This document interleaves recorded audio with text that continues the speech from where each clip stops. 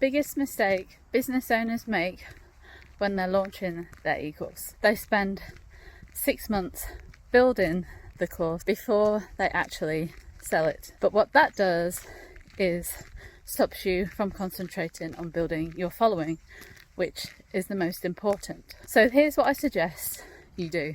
Rather than spending 6 months building the course, spend 6 months building your following on your social medias, building your email list, then build a landing page.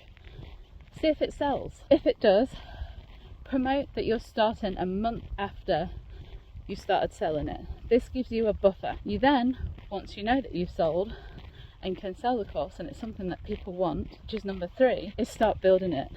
And by giving yourself a month buffer gives you enough time to start building your course.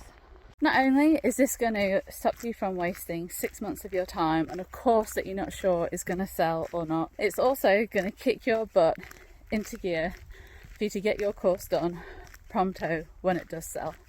Therefore, you know you can make money of it, you know you're solving a problem. Round it up. Spend 6 months building your following.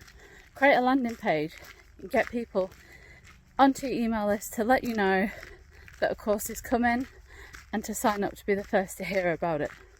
Give them a freebie in exchange for that email that's going to be helpful, valuable, and solve a problem for them quickly. Most important thing, quickly. Then, once you're ready and you've built a following and you've got people to sell to, sell them the course. See if it sells. If it does, then start course creating, my friend. For more tips about automating your business, launching e-course or membership, or just marketing in general, sign up to our newsletter or go visit our freebie page where I've got different opt-ins for you to choose on to help you build an automated business that you love. Catch you next time.